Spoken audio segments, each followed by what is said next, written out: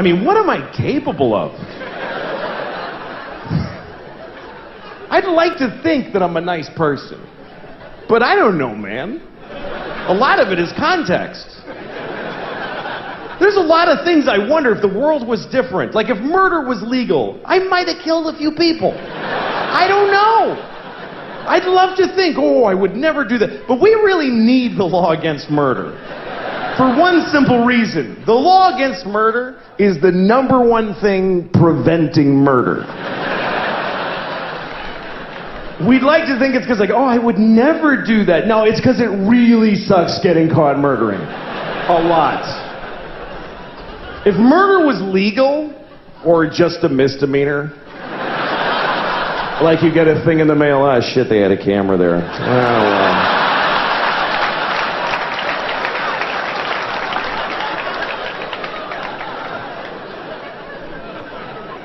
If murder was legal, there would be so much murder. Regular people would murder. Murderers would murder even more. And then really nice, sweet people would murder a few people. But nobody would murder no people. You wouldn't trust somebody who didn't murder. If murder was legal, you wouldn't like them. I never killed anybody. Okay, nice meeting you. Ugh. What a creep. I mean, not even a hooker? Live a life. What's wrong with that guy? He's like a Mormon or some shit. I hate those guys.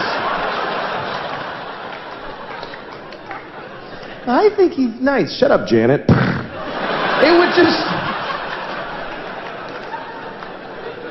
If murder was legal, there would be a lot of murder. Children would behave very differently.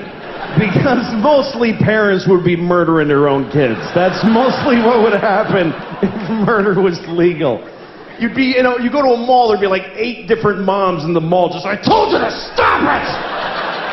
You didn't listen to me! You'd be stepping over dead kids. It'd be like a new problem. You have to clean up your kids when you kill them, because it's gross. It's bad for the environment. If you murder your child in a public place, please use one of the red bags that are in the dispensers every 3 feet of America. Put your murdered child in the red bag with a logo of a murdered kid on it. Next to the other logo that tells you not to let your alive kid play with a plastic bag because they might suffocate. In which case you could just leave them in the bag.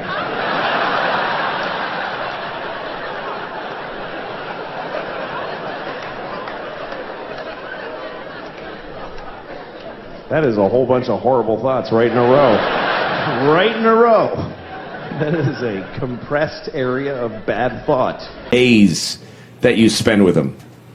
That's really the hardest part. It's just every day that you have them is the hardest part of having kids.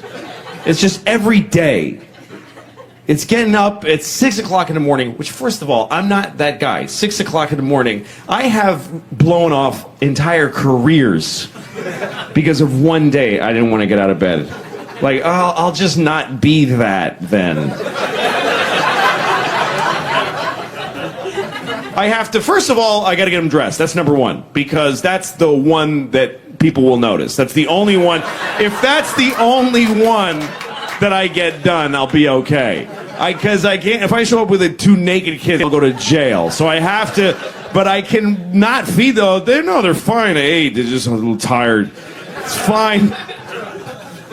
And then I got to get them to school, which means walking. The older one goes to kindergarten. It's 3rd grade. Jesus Christ. I just said kindergarten. And she's in 3rd grade. You know what's even worse? She's not. She's in 2nd grade.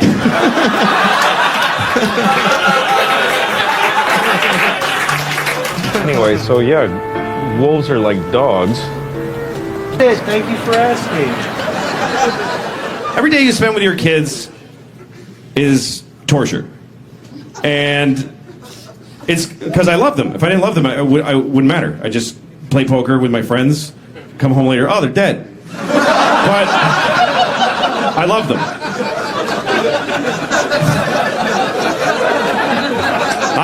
I wiped my daughter's ass for the last time on May 13th of 2008.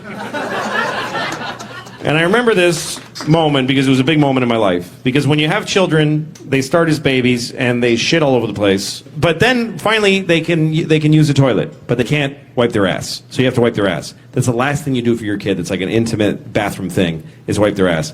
And one day it stops. And I remember the day. I said the date, but I don't remember it now because I'm lying.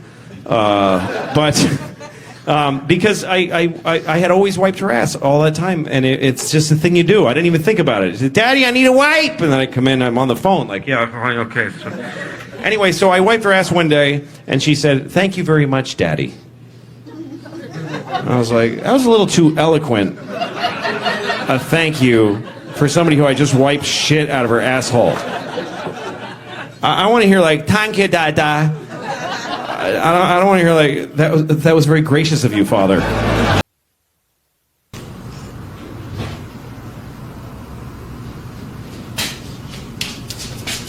Daddy! Hey. Good morning, Daddy. Good morning. It's 4 o'clock in the morning. Why are you awake? I'm hungry. You're hungry. Daddy, can we go out to breakfast? You want to go out to breakfast now? Had a bad night. Had a real bad night. The kind of night where you wish you didn't have to have any more nights. You had a bad night. Boy, was that a shitty, shitty night. It wasn't your first and it wasn't your worst. But all the same, could somebody please stop these shitty, shitty nights?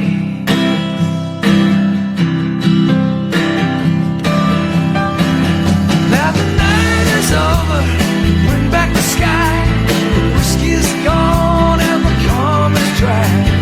There was a time when all we do was sit on the floor and get real high. That don't work, you can't say goodbye. You're too young to die, you're too old to cry. The ones who see the bad nights.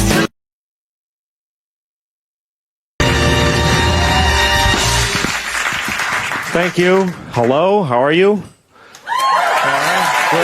Hi, guys. Nice to be here. I had a good day. I went shopping today. I had to buy a belt because my pants... Here's the problem. You know when you get fat and your pants get tight, and then you get fatter because it's not like, oh, I'll stop eating. And then all your pants hurt. Like every pair of pants hurts. And then you eat even more because you're like, screw it now, man, and you just get depressed. But here's what happens. If you get fat enough, your belly starts to push out, and your pants won't even hang in the normal place. And then they get down to your pelvis, and then they feel loose, and you're like, hey, losing weight, all right, I'm coming down. I guess I ate my way through to the other side. I've gotten look at this. This is ridiculous. The crazy part is that my belly hits my pelvis at a right angle. It just goes right in.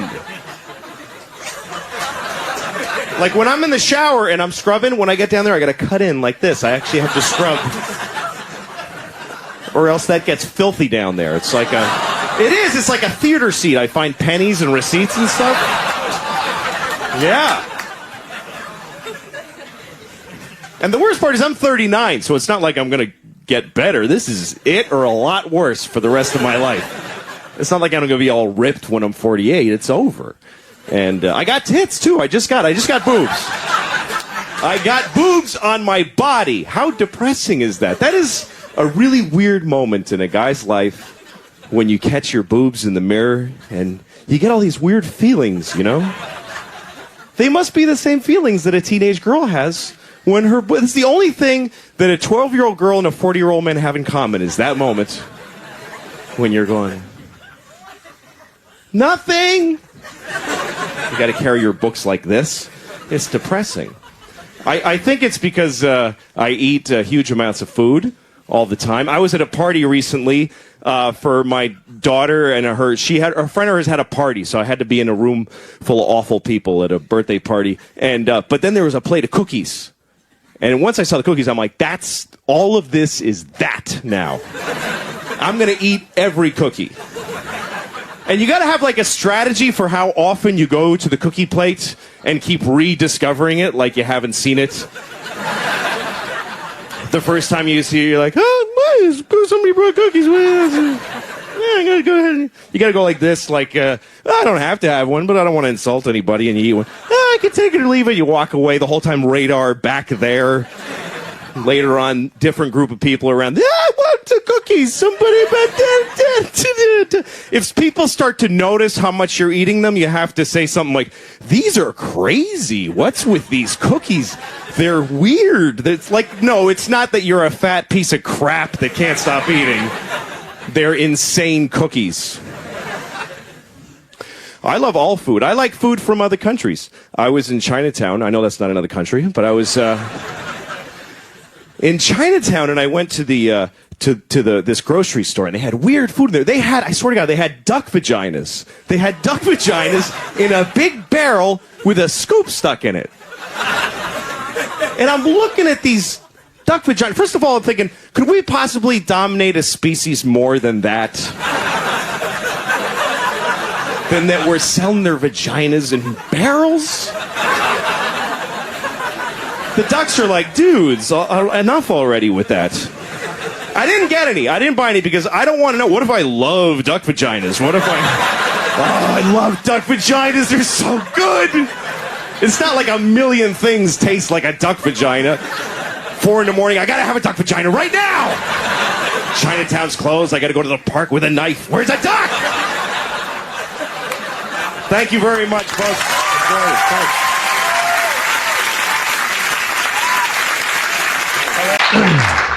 That was a lot of clips. That was a lot. Well, that's all we have time for. Yeah, that was a lot.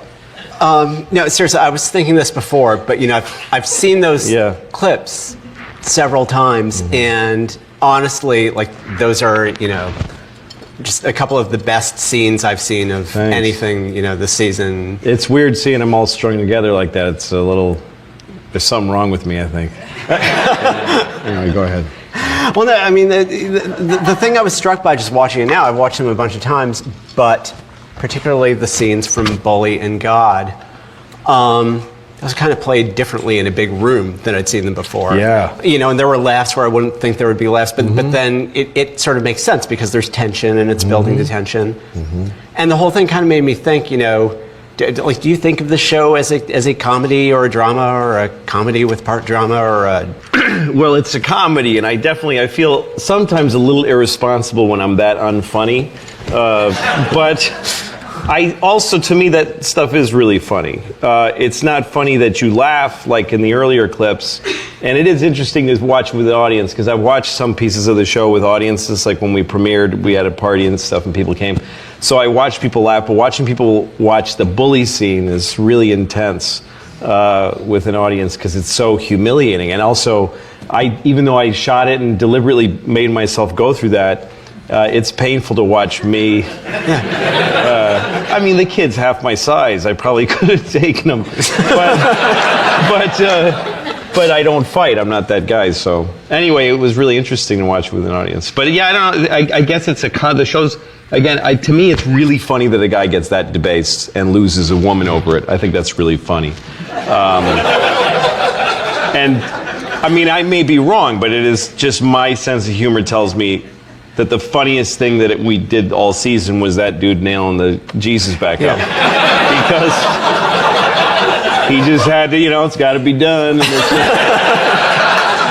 poor Jesus is like, I had 10 minutes off of there, and I got to go back up. I have a lot of sympathy for Jesus that I don't feel like the church had. That's why. It's just so mean. And I feel like he did it the same way the Romans did. And it's just funny that a priest would tell him, get him back up there. All right, you know, I'll do it.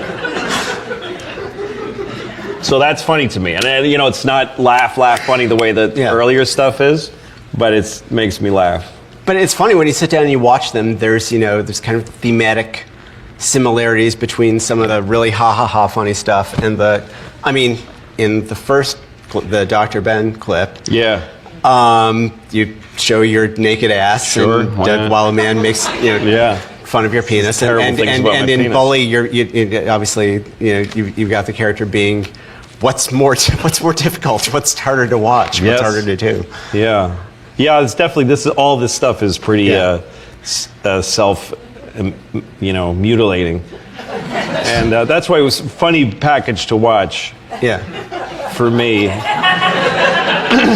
And then having Amy Landecker, who I'm trying to fuck in one scene, and then she's my mom in the next scene. Which is, something I did consciously, but I didn't expect to ever see them back to back like that. But one reason I did it is because at the end, she auditioned for the mom part before I even wrote Bully. I kind of wrote Bully like in an hour, and then I threw it into production, and I threw Mom aside and the God thing, and so then she did Bully and she nailed it, and then I started watching God auditions. I didn't even watch them, and I watched her do that, and at the end of the audition she says, "You want to get some donuts?" And it was eerie because the whole donut thing in the Bully scene. And so I said, fuck it, I'm going to give her the part. But I never thought I'd watch. That's weird. A little upsetting. Anyway. Well, when I was thinking about what I was going to ask you about the show, I was working out questions in my mind, and I realized that I didn't even know how to phrase stuff because it would be so. In that scene where you such and such, or do I say you? Do I say Louis? Like, what do you think? How do you think of that character? It's me. I none of these things have ever happened to me. I never broke into a church and dragged Jesus off the cross and caressed him lovingly. That never happened. But I was scared to shit by the Catholic Church. When I was a kid, and they taught you about Jesus, they taught you those details. They made it as gruesome as they could, because that was the idea, was to impart the passion. That's the whole point of it. You tell kids every detail of it is remembered. It's a story. When you think about it, it's such an old story, but they tell you every detail. They tell you the amount of times that each thing was done to them and everything. And that you did it. What's that? Yeah, and then it was your fault. Yeah. It's not that simple, but they actually do tell it that simply to children. And that's when the shit goes in. They don't tell you. It's not like, when they teach American history and they tell you Columbus discovered America, and then they start telling you, well, he didn't really. It's already, there were Vikings already, and well, why'd you ever teach me that? Just because it's easier to say that, and then we tell you this part. But with Jesus, they just tell you, you're bad, and he was sent here, and this is what happened, and all that stuff. So yeah, it's me up there, but it's autobiographical fiction, I call it sometimes, because it's the way I would act in those situations. But I'm being myself mostly, although I let myself make huge, terrible mistakes that I wouldn't make in real life. And I let myself have worse judgment than I have in real life, because it's more entertaining. And I'd rather take it on myself than to shine a light on other people who I think are bad. That's a boring thing to do. So I'd rather take on the bad behavior and show it that way. Yeah. Another thing I think you get an accentuated sense of from those clips is a thing that you do in the show where it has these two kind of opposite hallmarks, which is there's this very verite, realistic way that the show is presented, and it's also there are elements of complete surreality. I'm just wondering, first, going back to the pilot, the helicopter at the end of the date. What does this bring to the? What is having these bizarre elements? Yeah, that's a scene where I'm on a very relatably bad date with a girl. Everything's going wrong, and I'm in an ill fit to going out with a young woman. I'm not sure how I got the date to begin with, but then at the end, I make this terrible decision to try to kiss her after chewing her out. And I get this weird signal in my head that, hey, she wants me, and I start leaning in to kiss her, and she's so reviled that she runs into an already waiting and running helicopter that takes her away. I don't know. It made sense to me. It did. It just felt right. It felt like something that ought to happen. And, I don't know. I have a lot of different reasons why I do things. I did when we were getting ready to do the pilot, I told Blair, my line producer, I wanted to get a helicopter in the show somewhere. And I was thinking helicopter. I had shot this HBO pilot, and she found a really cheap helicopter guy. They're usually really expensive. But she found a really cheap guy, and he liked us. He liked when we did HBO. He just enjoyed the time he spent with us. So I was writing that bit, and when I got to the end, I said, yeah, fuck it. She gets on a helicopter. And I love it. It feels right to me. When I'm watching the helicopter take off, that feels like the way I feel at the end of a lot of dates. And that's how bad it got.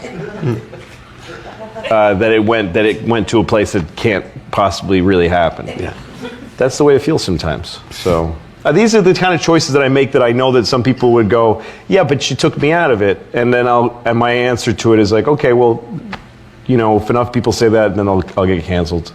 So there's kind of a justice to it, Yeah. As long as people like it, some people won't. I get people email me angry things sometimes. That was bullshit, and they get mad. If that happens enough, I'll stop. Yeah. Another thing you've mixed up in the show is that there are elements of the show that are serial or that recur in episode to episode, and on the other hand, you have two different moms and two different. I mean, not obviously just the actress because of the age difference, but in character, totally really different mothers. People. So do you think of every episode as just a short film entirely divorced from the others? Yeah, I take it on as each episode has, even not only just each episode, but each piece inside of each episode has its own goal. And I don't know, I like to keep trying different things, and I think in terms of baseball and boxing a lot. And for baseball, to me, this is like, there was a pitcher for the Yankees once called Orlando Hernandez. They called him El Duque. And what made him so hard to hit was that he had many arm angles. Like sometimes the ball would come from here, sometimes from, you just didn't know what the hell.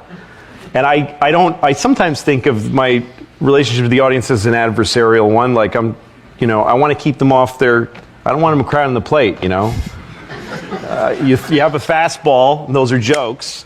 But then you have weird sliders and breaking pitches that make people nuts. They don't know when they're going to see what. I like putting audiences in that place where they're not sure what the fuck you're doing. Because when you have them off balance, then you hit them with something simple and funny, then they go, oh my God, I can't believe I laughed. Because I was starting to go like, I'm not into this anymore. So, I don't know. So to me, having different mothers, I had some feelings about, I had the idea of a mother that's totally narcissistic. She's really more my dad than my real mother has never been like that. But I thought, what if I was visited by a mother who was that terrible? And I have a lot of people in my life that are that narcissistic. And so I meditated on that with that bit. And but for this, to tell this story, I wanted to really show what my mom was really like. Because that's a conversation in the car is almost exact. My mother called me afterwards and said, Jesus, that was like you had a video camera in our car, in my Pinto, in the 70s. We really had that conversation. Not because I tore Jesus off the cross. Just because I caught her in not believing it. That's what happened in real life. I said, so when Jesus did this, and she was like, I don't know. I was like, wait a minute, do you believe in this? She's like, no. And then we had that conversation.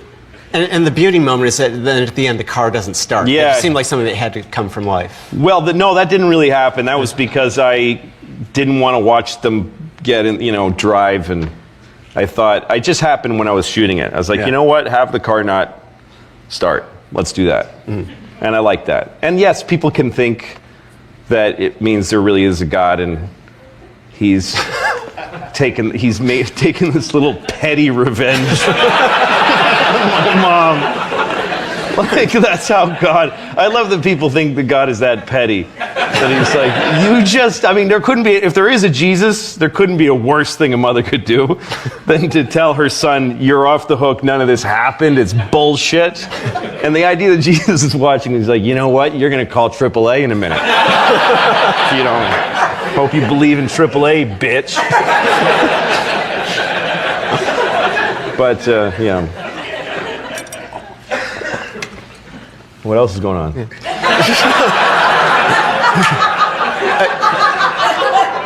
Can you talk about a little bit about the deal that you have to do the show? Because I understand it was kind of an unusual financial arrangement with the FX. Yeah, it's. I don't think I've ever heard of anybody having the situation that I have right now. Part of it is because I'm working for cheap, but that's happened before. Basically, I went into doing the show with a lot of strength, negotiating wise, because I didn't care if I had the job or not. There's nothing more powerful than just saying no to people, you know? If you say to somebody, please give me this, I swear I can do it, and here's why, you're not going to go in well. But if you actually say, I don't want to do it. I was on the road doing stand-up, and I was making a lot of money and enjoying my shows.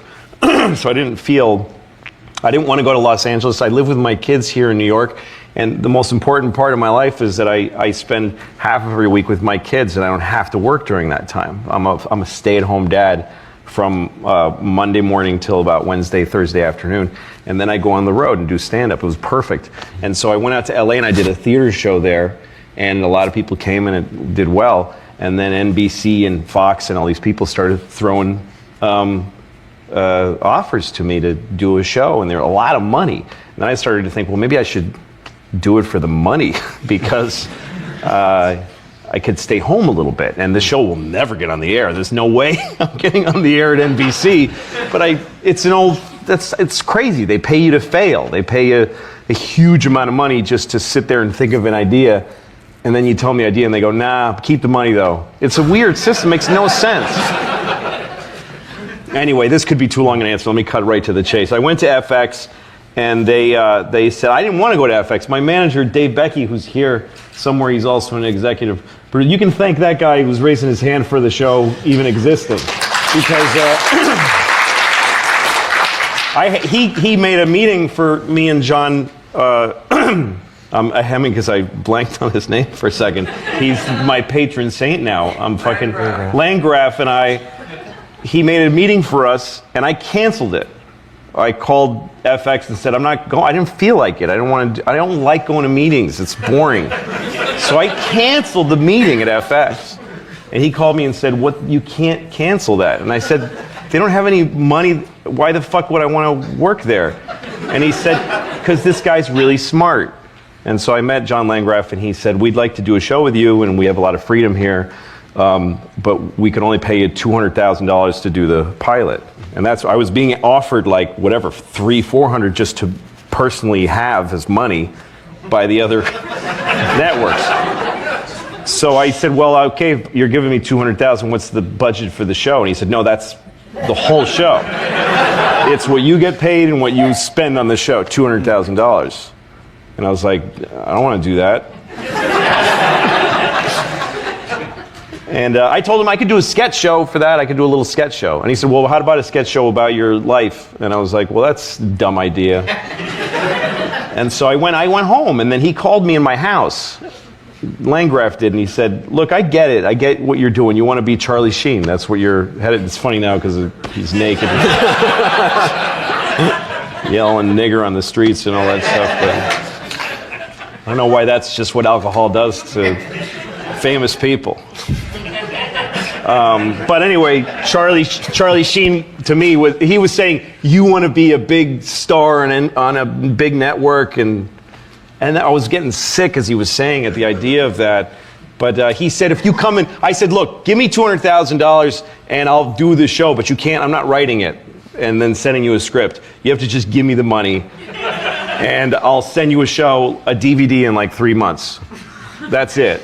No between anything. I'm not pitching. I'm not even telling you what the show's about, who's in it, how I'm doing it. You wire me the money.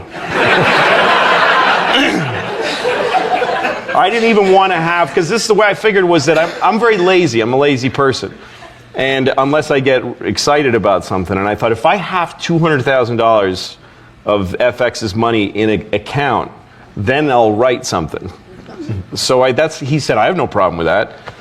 And so that's the way we did it. He literally wired me $200,000.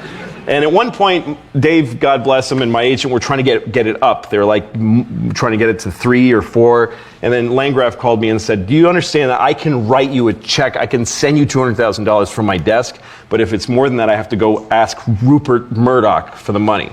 And then you're going to have to explain to somebody what the show's about. You have to at least tell me what it's about. And I said, okay, keep it at 200, and I won't tell you anything. So he sent me $200,000. And I called Blair and all the people that I worked with making films here in the city for years, and Paul Kessner, my great DP who can shoot for nothing. And we decided to shoot on the red and I started piecing the show together, not from what it even was about. I was like, I want to shoot a show that feels like short films, that's done with beautiful lenses, and that we shoot it, carefully, like an old film crew. I started thinking about the kind of people I would like to see in the show before I had written anything. And then I started piecing together little scripts, and I ran out and shot one thing and then stopped and then wrote more, and I just kind of created it I just took the money and just threw it at objects and people. And I shot way more than I needed. I shot something like 3 episodes worth of material and crunched it down to the pilot and gave it to them. And they had no idea what they were going to see. They just pressed play and they watched it. And that's a great trick, because usually they have to read the scripts, then they do rewrites, and they're sick of it. But they had no idea what the show was. And they watched it, and they said, yeah, let's keep doing it. And they gave me $300,000 for the series per episode. That's it. I mean, I get paid out of that. I get paid Writers Guild minimum for the script, DGA minimum for directing. And I pay myself very little as an editor. I just make the show. And when we started doing the series, John Landgraf said, what can you tell, you got to tell me something. And so I said, well, let's have a beer and let's talk about it. So we just sat, and I told him 3 ideas for the series, and I didn't do any of them. So I said, here's 3 ideas, I may or may not do them. And he said, sounds fine. And so that was it. Every week we would take the money and we'd make shows. And also I had the freedom to spend more on some shows than others. Some shows cost $500,000. Some shows cost $150,000, depended on the subject matter. They didn't know who was in the show. I was more able to get interesting actors, people like Ricky, because they didn't know Ricky was on the show. They watch and they go, how the fuck did he get Ricky Gervais? They just watch it. That's Matthew Broderick? How the fuck? And they just, so, and that was, to me, it's much more fun to me. Doing the show this way is a lot of pressure. It's a huge amount of pressure. Because if the show stinks, if I give them an episode that stinks, then I have to do it over again. I mean, that's the deal that we have. They have a right to say, yeah, we just didn't like that one. And then I have to make another one. Yeah. So it's a lot of pressure, and also I want to keep that freedom. I knew that if 2 episodes in, if the shows were weak, they would have come. It wasn't a contractual right. It was just a verbal agreement. It remains a verbal agreement between me and John Landgraf that I have that freedom. It's not a deal that I have. I mean, that deal doesn't exist. They would never put that on paper. That would be suicide. It sounds like it comes out of petty cash. Yeah, it does. Just opens up his top drawer. And, it's literally, my show is so cheap that the advertisers don't know what they're advertising on. That's how it's so cheap to pay for that people will advertise on it without knowing what's in it. Red Stripe beer doesn't give a shit what I'm doing. So, but I earned that right with every episode. If I start sliding downward and the show gets weak in their mind, they'll send people, and I'll have to have every script submitted to them. Everything. That's my contract says that I serve at their pleasure, and they have approval over everything. But that's not how we do it. Just a couple other things, and we'll try to get some. We'll get some questions in from the audience. But related to that, you do so much on this show. Write, direct, edit, et cetera. So there's almost something like, as much as this looks like a 21st century cable comedy, kind of old-timey TV about it, but why do you kill yourself like that on this? Well, it's just so fun. I just love it. I love it. I like writing by myself because these are all like first drafts, really. Like, I like this show to feel like it's right out of my gut or brain or balls, one of the three, without it going through a process. I can tell when I watch television that it's gone through a process, and I know the process because I've been there. But I think audiences do too, even though they don't know. They know they're being bullshitted with. They know they're watching something that has a system to it, and it's not fun because they can see it. They can see the moves now, you know? And that's because we take scripts in TV shows and we give them to a room full of really good professionals, and they perfect the scripts. But you can only, when you perfect, you take them in the same direction as everybody else. So I tend to write stuff and then leave it alone and trust the first burst idea of how the dialogue is written and everything. And I'll slash and cut it. But I don't rewrite a lot. But then I meticulously shoot it. So I'm taking something that was barely thought through, and I execute it as a director much more carefully. And I could never do that. If I had a writing staff, they would never let me do that. It would be much harder, and also would be 12 times more expensive in the writing department. And as a director, I can pay myself shit, and I think I'm worth it. So and I love it. I love going to this set every day and getting to shoot this stuff. It's so fun. And the autonomy just greases the wheels. It makes it easy. I can write pages while I'm shooting and change stuff, or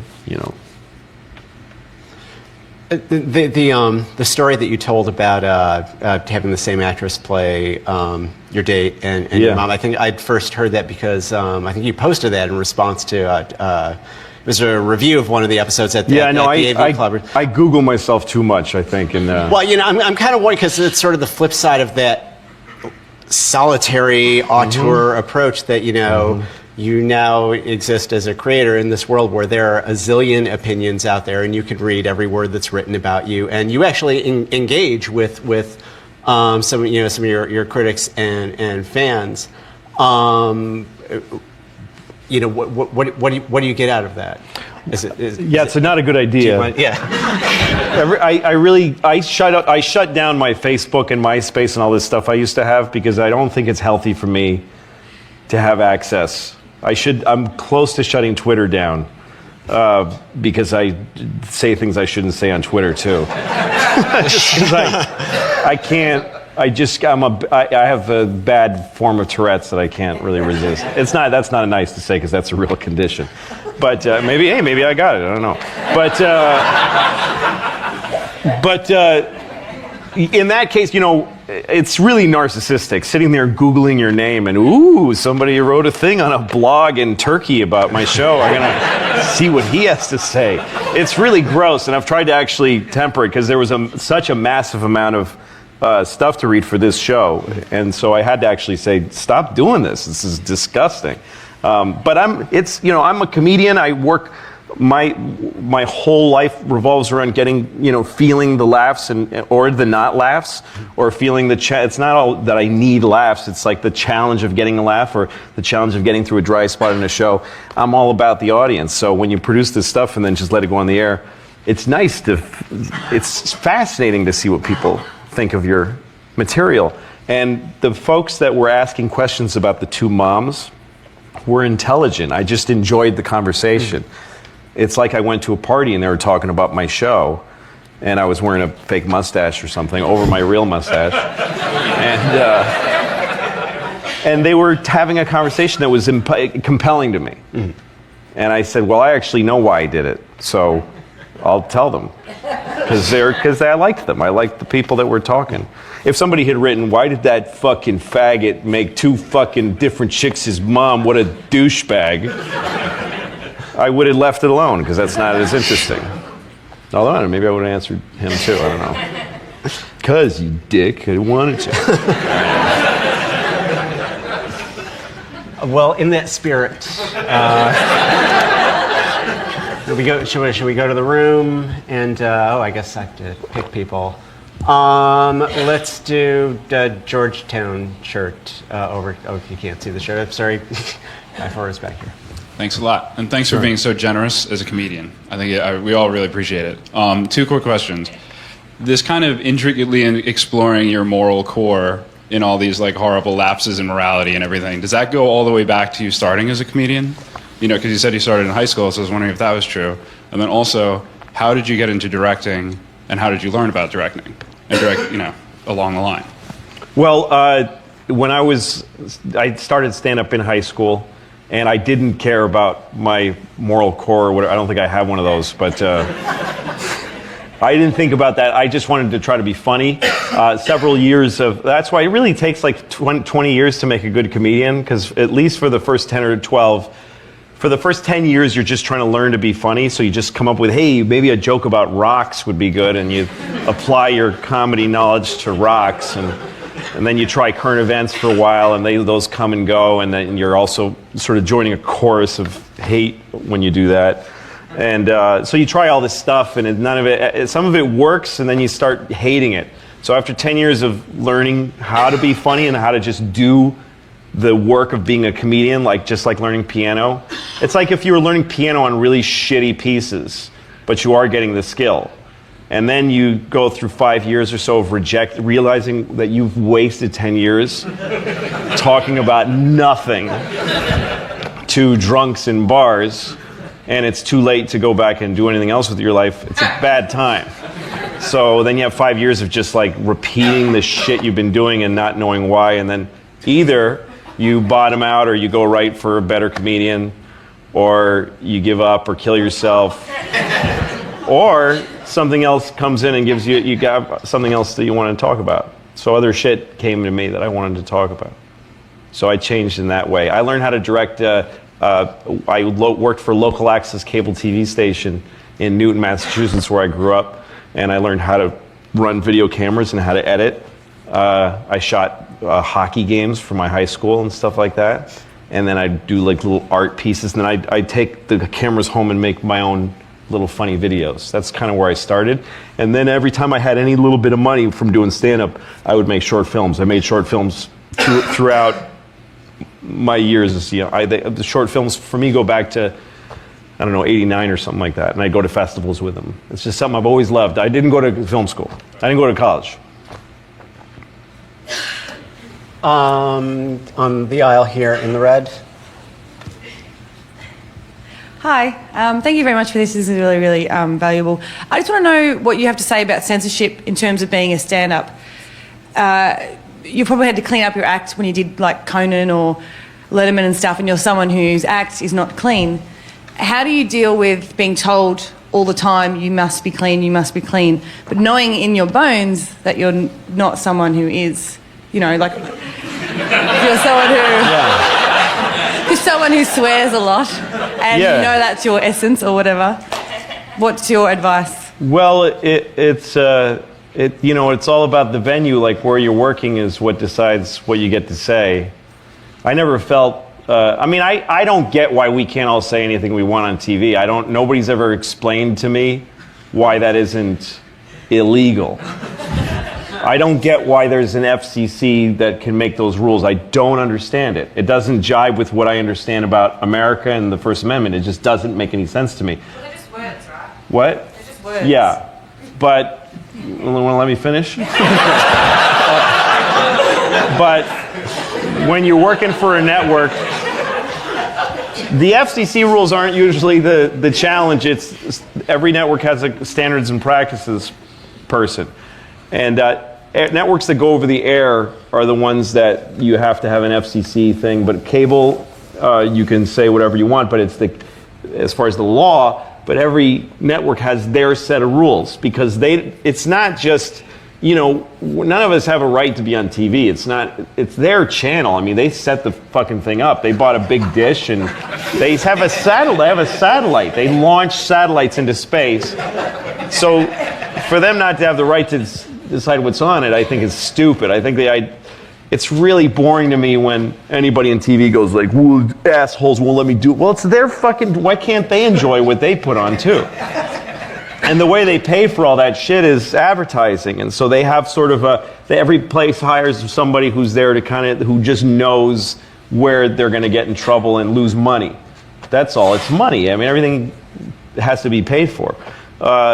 Anyway, when you do Conan shows like that, it's harder because it's the FCC, it's the airwaves. And it's a game, though. It's kind of fun. I had jokes improved by censorship. When I was at Conan, I did stand-up on the show, and I knew the standards guy because I was a writer. So I could actually, I did a joke about Giuliani at the time, who was the mayor of New York, and he was angry because somebody threw shit on a picture of Jesus or so. I don't know what it was. It was something where somebody made a piece of art that was, they smeared elephant shit on a picture of Jesus' mother. Don't get mad at me. Somebody did that. Somebody did that, and Giuliani shut the funding down. And he said, people pick on Catholics. That's the problem, is that everybody feels like they can pick on Catholics. And I had this joke where I said, yeah, it's true people pick on Catholics, but that's just because they're wrong about God. And it's just a brazen asshole joke. So I wanted to do it on Conan, and the standards guy said, no way. So I called him, I said, I think I should. I learned how to argue with standards people. I said, I think I have a right to say this because he's on the news saying his half, so it's an equal time issue. And he goes, all right, but find out, how can you say it that's not so offensive? I don't want to get phone calls. So we talked about it. He had this idea. He said, what if you sound, first of all, really sympathetic when you say, it's true, people do pick on Catholics a lot, but that's because they're wrong about God. Like he said, if you make it like a sillier turn, show some sympathy, and then it's going to be clear you're joking when you say that. And I did it, and I got a way bigger laugh. Like it was an improvement. So I don't know. That was a fun exercise to me. It's an intellectual exercise. The censorship sometimes. FX is very different. They don't. I don't understand how they're letting me do this shit. I don't understand it. When I handed in the God episode, that's the one I was the most worried about. Because it was barely funny and it was insane, and I'd say this shit about Jesus. I mean, it's crazy. Usually, Jesus and the church is the one place you can't touch on television. It's the one place where no standards person will let you fuck around. And I was worried about that episode, and I handed it in. It was one of the last ones, and nobody called me. Usually, they call me right after they watch it.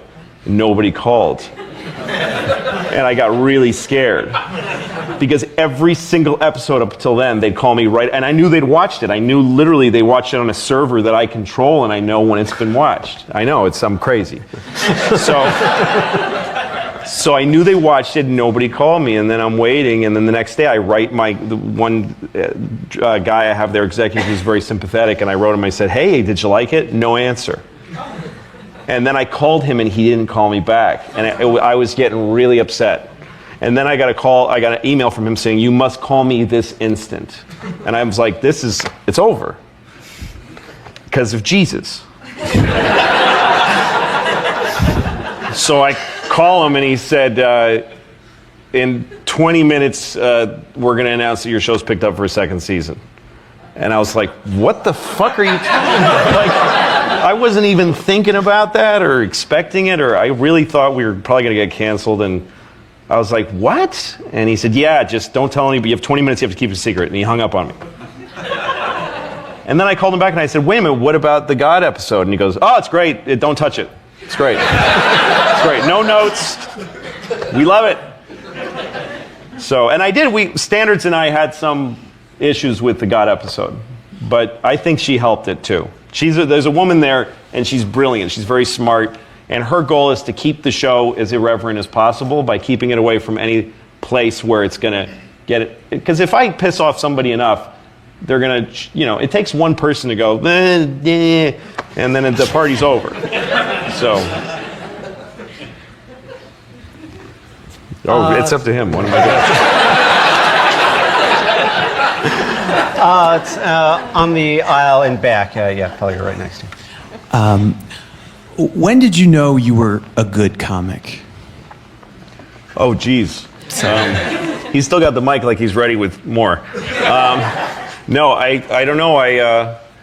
When I first did it, I bombed really bad. I was so out of sorts. It was the worst thing that had ever happened to me the very first time I did it.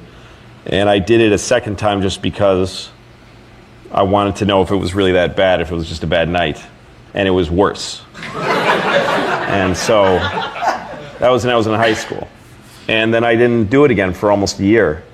And then I went to this weird offbeat place in Cambridge, Massachusetts that was just fun, weird.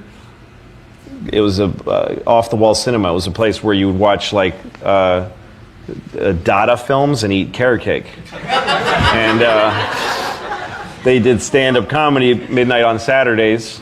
So I went to the show, and it was really weird show, strange, trippy comedians. And I tried it there, and I had a really great set. That was my third time on stage, and I thought, I can do this. And then I bombed several times after that, but I didn't care, because that one set really got the hook in me. So I didn't know if I was good at it. I just thought, I have a way that this is something I could do that I enjoy. People laughed. You know, those 14 people in that club were responsible for a lot, because if I'd bombed that third time, I probably wouldn't be alive at all. I don't think I had a shot at anything else, really. Let's see. White shirt in the center there. A couple rows back. I was wondering if you would comment about your time with the Dana Carvey show, talk about any creative process or anecdotes that you have from that. And secondly, the way that show was handled, did that impact what you fight for with creative control, or what sort of impact that had? Yeah, a little bit. I mean, that show was a really difficult time for me. It was bad. I mean, I hated it. And it's a good show, but I had a hard time. Dana was, hot coming out of SNL, and ABC gave him a show and said, we want you to be edgy and irreverent and be really out there. And then while we were starting to produce the show, ABC was bought by Disney, like literally in the middle of our pre-production.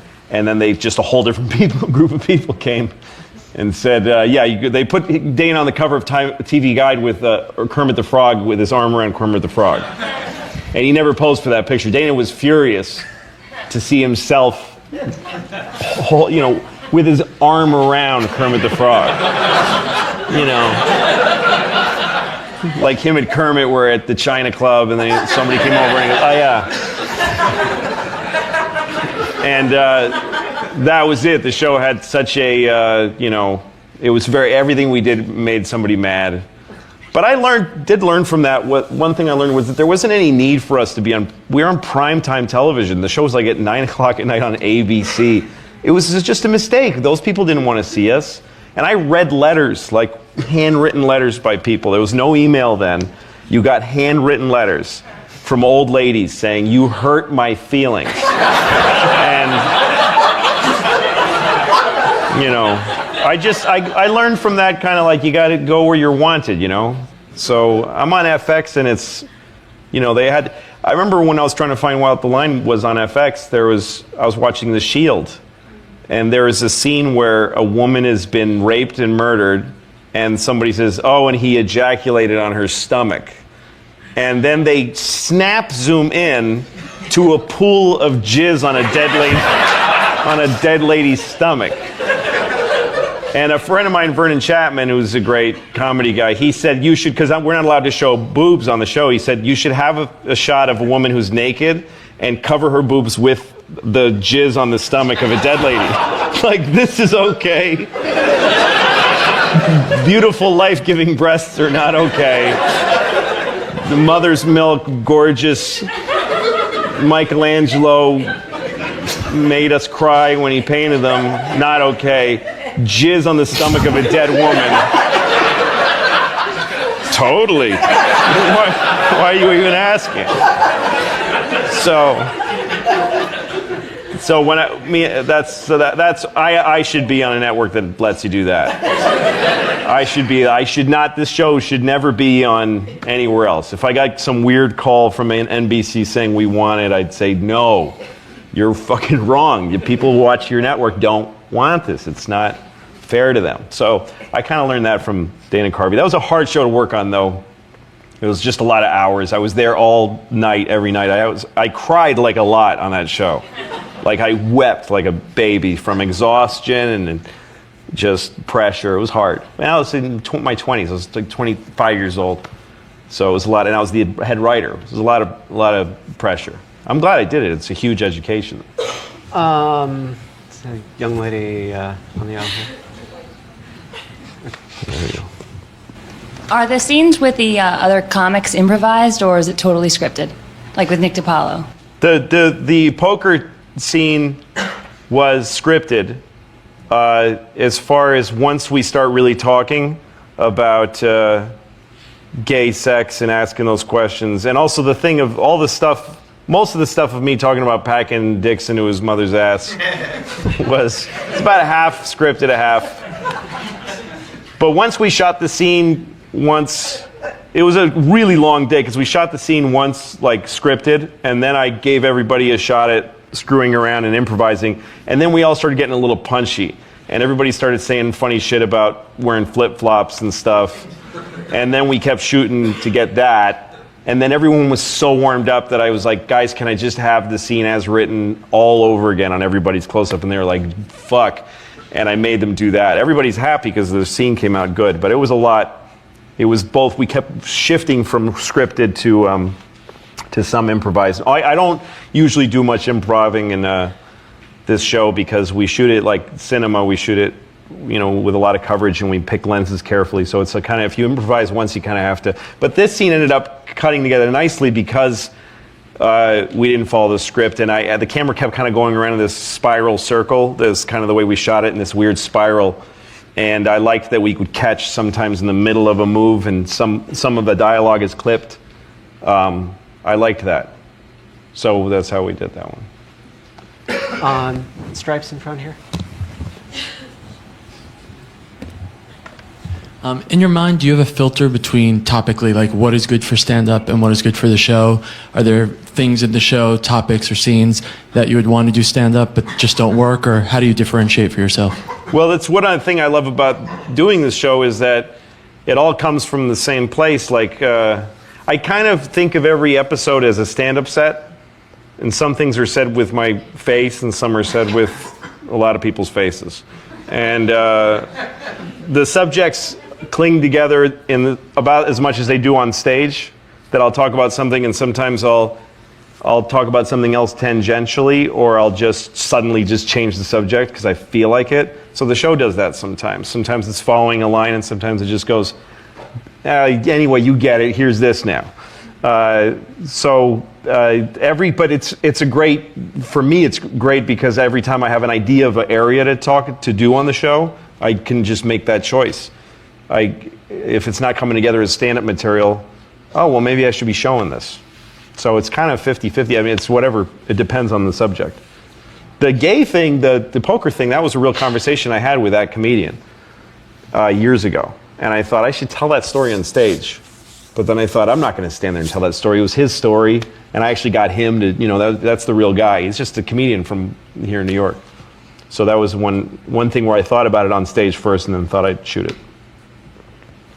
All right, we got time for one more, I think. I hate this godlike power. Sorry, everybody. Right in the center. Nobody over there asked anything. I mean, they want to. All right, right next to you there. Hi. Oh, my voice is horrible on this. I'm a film production student, and I actually wrote a script and based it off you and your show, and because I like your tone, and what is the best advice you can give for like a student and like attitude when you're doing that? Because you kind of say a big F you to a lot of people, and I like that. You mean I like attitude when you're what attitude? when you're in the production, which you've done it all, and what's the best attitude to really give? The best attitude in production is really really wanting to help a lot, really wanting to help whoever's show it is. Be really great. I think that's anybody who's doing any job, really, should want that job to be done really well. I mean, this is a simple answer, but it's really true. Yeah. There's one person really usually that has an idea of how to do something, and everybody else should really want. I mean, it's such a rare and great gift to get a job in show business. It's very, very. It's not. You're not going to get one. I mean, statistically, you're not. So You know, it's like when unemployment is like at 2%, they say it's full employment. Like that's how low your odds are. That statistically, you're not going to get a job that you really want in show business. So if you do, holy shit. What if I was And the way I would approach it is, I want to do everything I can to make myself valuable to these people. That's when you do it, when you're in production and you just see somebody kicking ass and wanting what they do to go well, you just never forget them. I mean, I have people I've kept around for years and years, and I just beg. There's people that don't want to do this shit anymore, and I beg them to stay on for me. That my DP, Paul Kessner, is a genius, but he wants to be on a boat all the time. He has a fucking boat, and he takes it to the Bahamas and shit. And so every time when we got season 2, he's the only one who didn't want to hear it. I'm like, we got picked up, and he's like, I'm like, please get off the fucking boat. Because he's so eager to make what I see in my head real.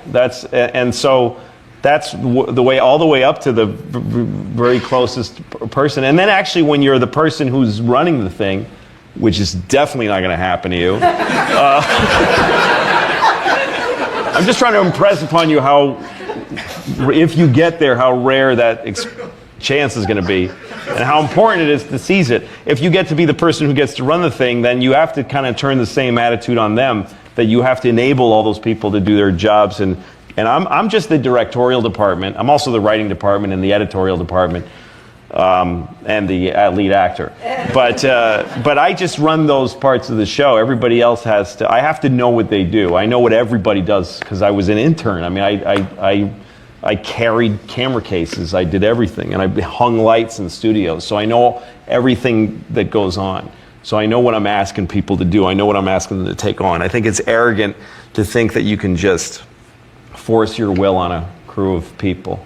You've got to be a human being if you're a director or if you're a sound person. When I was shooting Pootie Tang, there was a young chick who was we had a boom operator. It was this young student who came on for one day, and we're all ready to shoot this really intricate shot, and she didn't like how she had the boom, so she just went, "Wait a minute, I'm not ready."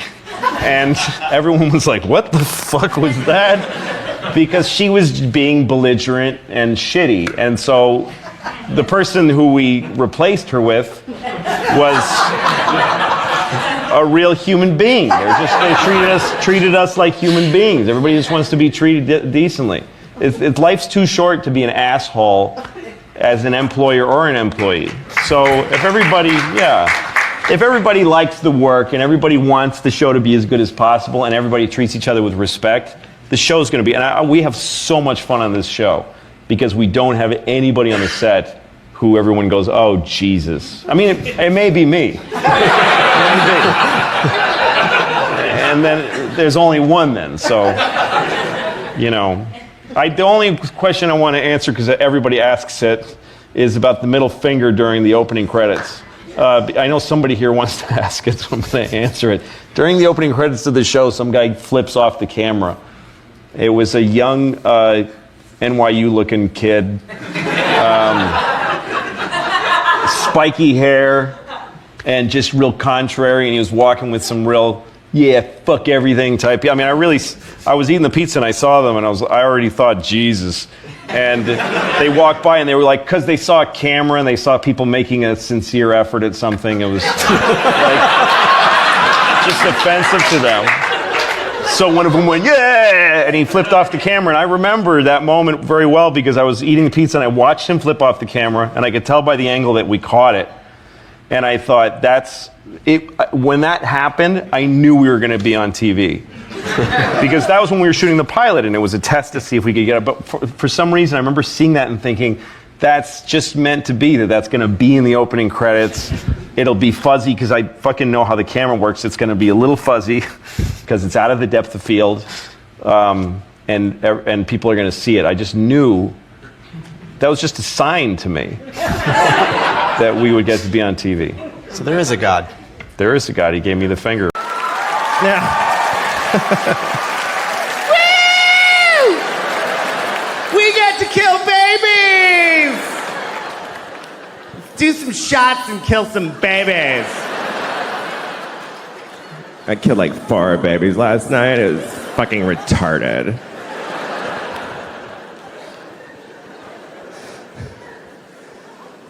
I just think it has to be one or the other. You know, like when people say abortion should be legal, safe, and rare. Why rare if it should be legal? If it should be legal, it's shitting.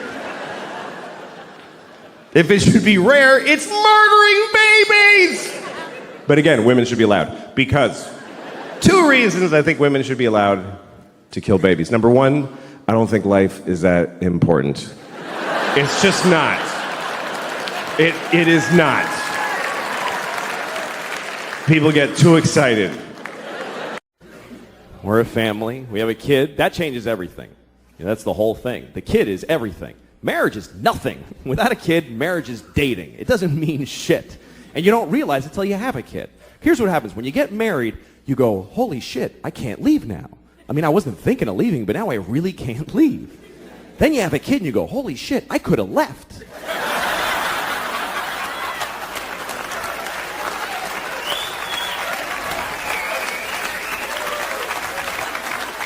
I totally could have left. Fucking door was right there. Now I can't go. I got a kid now. I've been divorced for 5 years, and it's been the best part of my life, being divorced. Easily my favorite part of my life. I love being divorced. Every year has been better than the last. And it's the only time I can say that about. And by the way, I'm not saying don't get married. If you meet somebody, fall in love and get married, and then get divorced, because that's the best part. It's the best part. Marriage is just like a larva stage for true happiness, which is divorce, because you just let go. And everything's fine now. Divorce is forever. It really actually is. Marriage is for how long you can hack it. But divorce just gets stronger like a piece of oak. Nobody ever says, oh, my divorce is falling apart, it's over, I can't take it. And again, if you're in a good marriage, stay in it. If you're in the best marriage ever, stay in it. I'm just saying, if you got out, it would be better. That's just a fact.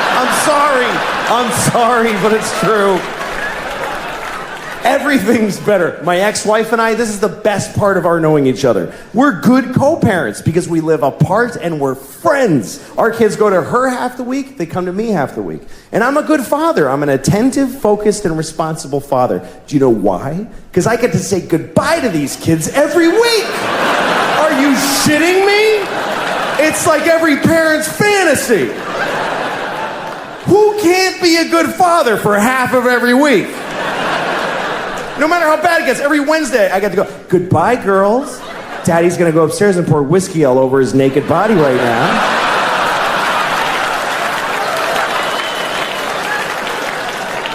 I'm gonna lay in my own filth until 2 seconds before you come back here. That's why I'm such a good dad. You know, I drove with a suspended license, so I got arrested. And the judge was like, you know, your record is reprehensible. You show no remorse. You do nothing but repeat your offenses, and I'm going to go the limit with this. Then the next guy is like, this guy threw a rock through a window, literally, and set a fire, and then passed out in the street. And he goes, are you in a program, young man? He goes, yes, sir, I am. Okay, good for you. Good luck.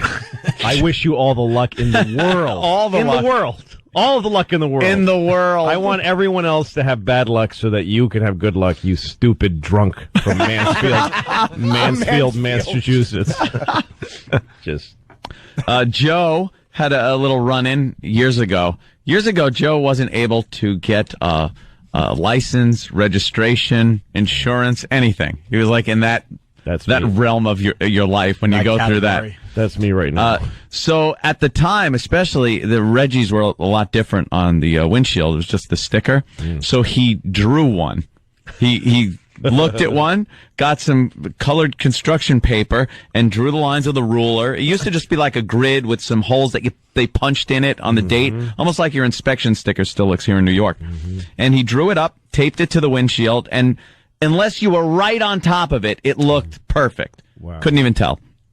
So his car breaks down on the parkway, and he's underneath the car. And a cop comes up. Yeah. And starts talking. So Joe's like, let me get my stuff out of the car. So he goes to go into the car, and the cop's kind of still looking at his tire, I think, had bent or something like that. So Joe just scrapes the crap right off the windshield. So the cop couldn't see it. And he goes, where's your registration and everything? He goes, oh, no, I don't have one.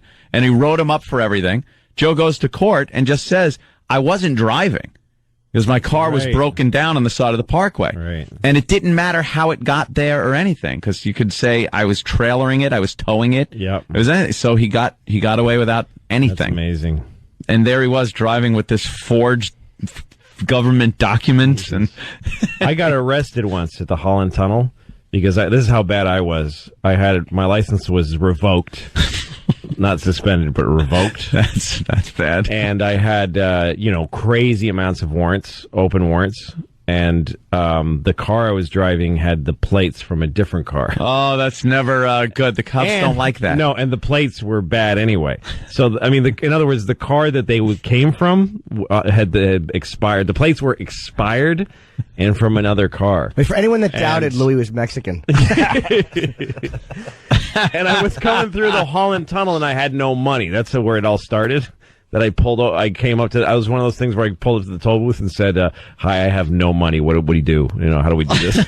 And the guy said, "Just give me your license, and I'll fill out a thing." And I go, "It's not on me." And he goes, "Give me your registration." I go, "I don't have that either." He says, "Give me your name and your social security number." You just said how smart this guy is, Jimmy. Yeah, exactly. This isn't a smart thing. No. You're right. And then he made me pull over, and I went to jail. First, he put me in a jail cell that's under the Holland Tunnel toll booths. There's a jail cell. There is? Yeah, he took me down some stairs. Hey, you got to see something most people don't get to see. Right. Yeah. Unless you're a scofflaw, not a criminal. Exactly. And I slept the night. I actually spent the night. I just slept in a little jail cell down there. And then they transferred me to Weehawken County Jail, and that was the worst thing that ever happened to me in my life. Is that one under a photo mat? Where's that jail? Weehawken is a really bad jail. Is it really? Yeah. Why? I would not have thought that at all. It's terrible. People are throwing food out the windows all the time because of the food. I mean, I almost puked just taking a bite out of a sandwich there. Was it violent there? Frightening? Yeah, it was really scary. It was really bad. Weehawken, who would have guessed? Yeah, it's really bad. It's not. It's mostly New York drug addicts that get taken, because the New York jails overflow, and they start letting the Port Authority arrest people so that they can take them to New Jersey, because Port Authority is New York, New Jersey. So, how long were you in for? Like a day and a half. I was in, for a morning, afternoon, night, and the whole next day. It was horrible. That's a long time. Well, and when I got there, I was in a holding cell, and one of the guys in the holding cell said to me, "Don't let them take you out of this cell, because you'll never be heard from again. If you get moved to a permanent cell, they'll never find you. They lose people because it's a bad bureaucracy." And everybody in the cell agreed, don't leave this cell. And a cop would come once in a while and say, "We got to move you," and I'd go, "No." He said, "Just say no." I'm like, "How do you just say no to?" And I go, "No, I'm not moving." And he goes, "Come on, we're moving you to permanent cell." And I go, "I'm not leaving here." And he goes, all right. And that kept happening. I just kept refusing to leave. How the do you cell. refuse? Just say no. Wow, I didn't know that was an option. Yeah. No, let me out. It's really I don't belong here. No, and the worst part was that there was a toilet just in the middle of the floor of the whole place, like in the middle of the room. Yeah, you would just have to sit there. Sit there and There's no privacy. I bet I got or dumped anything. even though I didn't No, say it didn't. I think you stopped it. So wait, did you get moved to a permanent cell? You'd be there for a week, maybe. Basically, and I mean, I was because I made bail before I even arrived, because I called. I used the phone in the Holland Tunnel cell, and I made bail right away. But it took 2 days for the bail to find me. Oh, It's amazing, man. Yeah, it's bad. How much was Prison bail? System is bad. Oh, I mean, I had to pay. Yeah, it was like nothing. No, it was a lot. It was Really? like $600 or something. I mean, for me, that was a lot then. Now I would. You're like, I'll pay $6 million to get out of here. I don't have that kind of money. Figure we could take care of it right here in Brainerd. Give him that one. Exactly. Right here in Brainerd. I just want to be in full compliance. Yeah. Oh, thank you, E-Rock. Yes. Yes, because that helps Fargo song. They want more stuff.